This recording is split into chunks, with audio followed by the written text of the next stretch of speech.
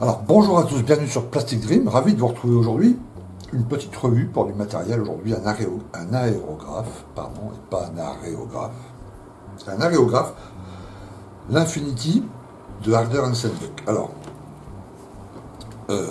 moi j'avais déjà l'évolution, qui est ici, que j'utilise depuis presque 10 ans. Alors l'évolution CR+, voilà, mais j'en avais marre de changer d'aiguille, etc.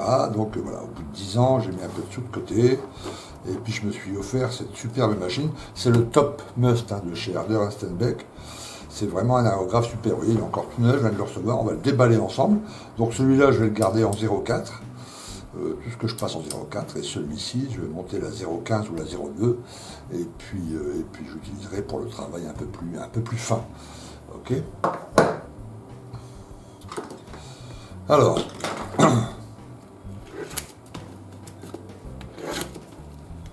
évidemment, c'est des machines qui valent un bras. Hein. Ça coûte un bras, cette machine-là, parce que c'est de la haute précision. C'est pas un aérographe qu'il faut s'acheter si vous pensez faire, tu vois, une maquette par an, quoi.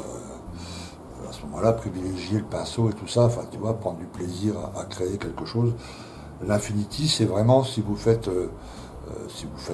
un hobby que vous êtes sûr que vous allez faire ça à vie, quoi, vous voyez, parce que c'est un sacré investissement, hein, c'est plus de 250 euros, hein, sans le compresseur, que l'aréographe, ok. Donc c'est quand même une belle petite somme pour des maquettes, hein. Ok, donc, comme d'hab, chez Infinity, chez Harder Sandbeck, il y a un petit manuel, évidemment, dans toutes les langues, comme vous pouvez le voir. Donc je regarderai ça après. Ok, très bien, une belle boîte de présentation. Alors celle de l'évolution est jaune, celle-ci est noire. Hop, et ben tu vois, hop, dans ce sens-là c'est peut-être mieux. Voilà, alors celui-ci il a deux aiguilles, c'est le two-in-one. Il y a une aiguille de 0,15 montée à l'intérieur et une aiguille de 0,4 avec la buse, évidemment, tout ça est fourni avec. Ok, alors il y a des petites choses ici.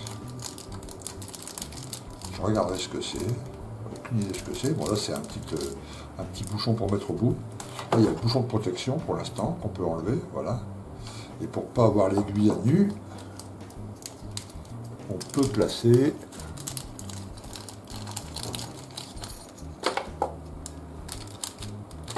alors soit celui-ci, soit celui-ci. Je vais placer celui-ci pour l'instant. Zo. Voilà. Ok, donc regardez, c'est quand même un super engin. Donc il est déjà monté avec le quick fix, mais moi j'ai pas encore le quick fix, j'en ai pas deux en tout cas. Enfin l'autre côté qui va sur le tuyau. Donc pour l'instant je vais le monter comme ça et puis je commanderai des quick fix pour pouvoir changer plus rapidement d'aréographe.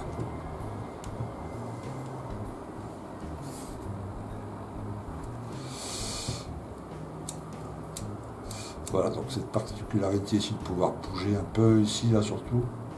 Alors attendez que je comprenne un peu le principe. Je vais le serrer à fond. Voilà, donc on ne peut plus bouger l'aiguille. Sauf si j'appuie ici, non? Non. Après, là, tout doucement, ouais, voilà.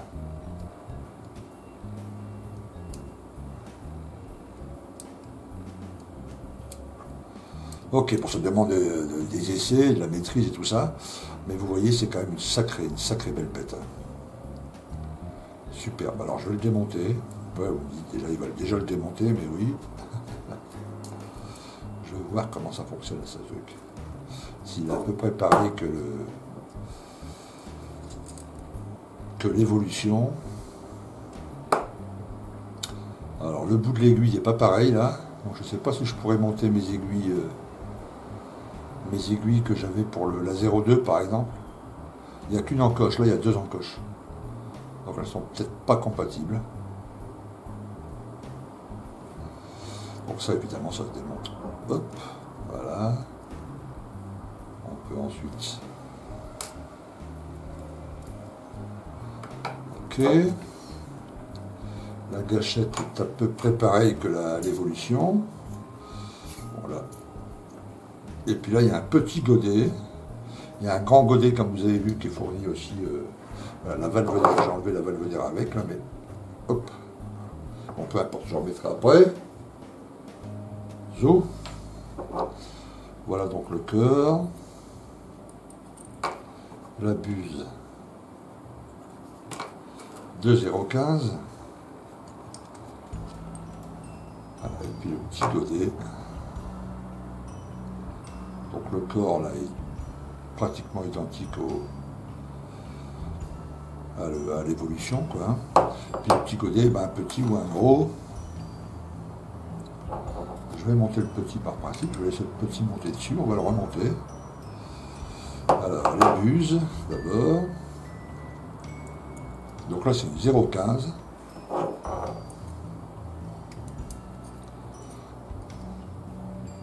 Voilà. On va remonter la gâchette.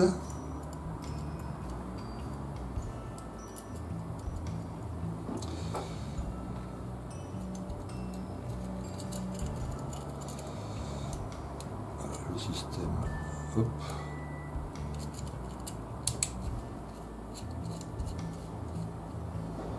On replace l'aiguille.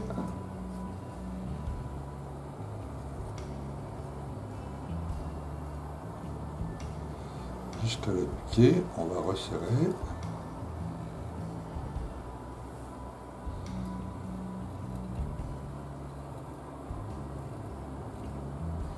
Donc ici, on serre l'aiguille pour qu'elle soit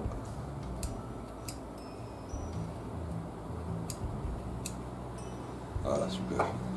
Et ensuite, voilà, c'est celui-ci qu'on serre, tu vois, c'est le petit vis ici, le petit passe-vis pour pouvoir jouer sur l'aiguille là.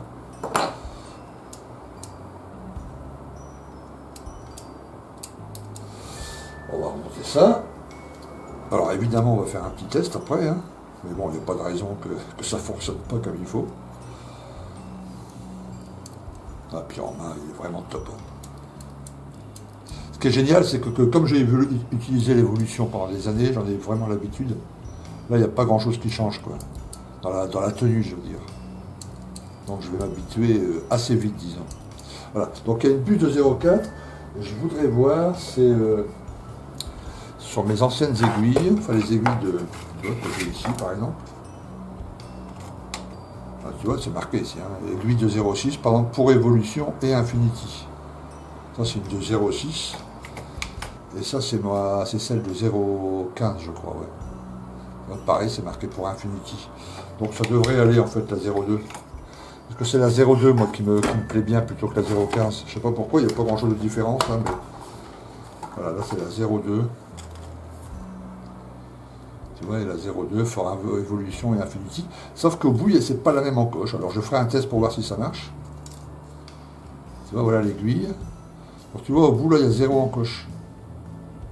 Allez, ça se termine, tu vois, fin, il n'y a pas d'encoche du tout.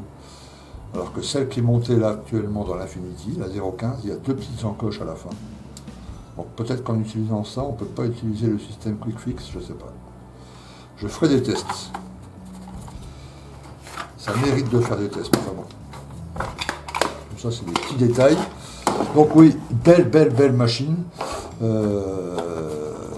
Ouais, ça coûte un bras. Hein. C'est vrai que souvent on dit, voilà, quand on fait des revues de boîte comme ça, des revues de matériel, comme le dernier truc, là, le dresseur d'herbe, tout ça, ça coûte un pognon fou. Mais bon, quand vous faites que ça, moi, en principe, je fais que ça, tu vois, je fais pas grand-chose d'autre à côté en passion, je veux dire, hein, en hobby. C'est quand même un sacré investissement, tu vois. Et l'autre, je te dis, celui-là, ça fait 10 ans que je l'ai, je l'utilise, vous imaginez bien souvent, il est pratiquement neuf. Un Harder Steinbeck, tu vois, je pourrais le revendre peut-être pas au prix du neuf, mais pas loin, quoi, parce qu'il est neuf, il n'y a pas une griffe, il n'y a pas un truc, il n'y a pas rien, et je l'utilise tous les jours et il fonctionne parfaitement. Donc là, je ne le revends pas, je vais le garder, comme je vous l'ai expliqué, pour le 0,4. Mais c'est vraiment des super outils qu'on garde à vie, quoi. Voilà. Donc au lieu d'acheter un aérographe, si vous êtes sûr hein, de faire des maquettes et que ça va durer toute votre vie, au lieu d'acheter des aérographes chinois, ou patch ou machin tous les ans ou tous les 2 ans, vous investissez là-dedans, alors soit en évolution, soit en infinity, et vous êtes tranquille à vie, quoi, voilà. Et vous êtes sûr d'avoir un matériel top de top, tu vois. Là ensuite c'est la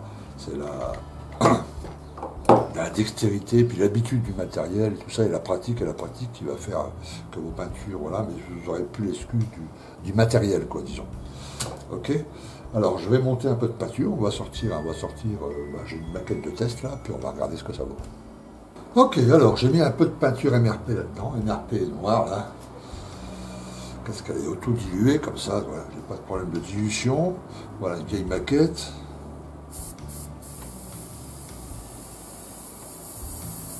Maquette de test.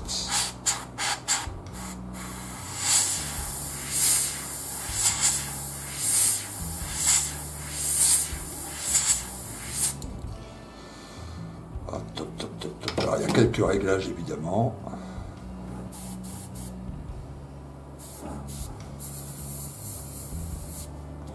Ah oui, oui. On sent un peu. Pour le black basing, là, ça va être top, top, top. Pour le pré-ombrage, pareil.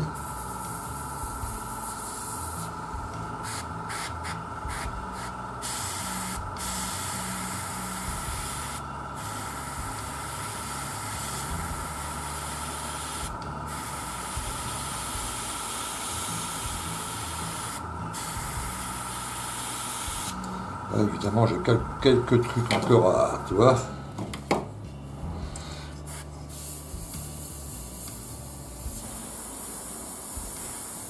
Alors, j'ai pris une MRP déjà diluée, mais si je ferais ça avec de l'AKRC, tu vois, je diluerais un peu plus. Mais on va pouvoir faire des marbrages d'enfer, quoi. Tu vois. Et puis, pour tout ce qui est ligne de structure.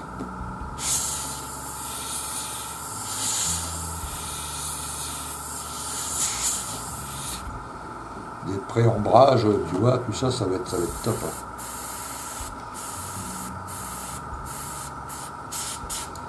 Le petit, tu vois, une petite...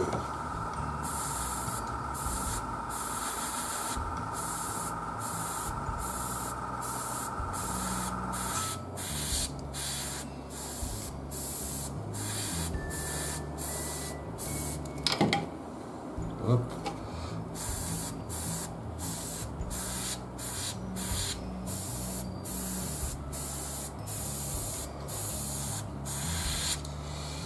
Ouais, ouais, top, top, top, top, top, vraiment génial, génial. Vraiment génial, top. Ça demande de l'entraînement, ça demande aussi. Tu vois, moi j'ai déjà l'habitude de l'évolution, l'habitude des aérographes. Ça va me prendre un peu de temps pour m'accoutumer, surtout au système, la Quick Fix. Ok.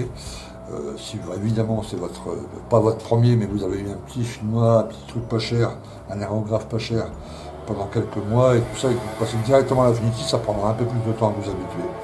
Une fois que c'est maîtrisé, c'est top, top, top, top. C'est franchement le meilleur aérographe que vous puissiez trouver. Celui-là, c'est le CR+. CR+, ça veut dire qu'il a une double couche d'aluminium et il est traité spécial. On peut le passer dans l'acétone, on peut le passer dans tout. Ça bouge pas. Voilà.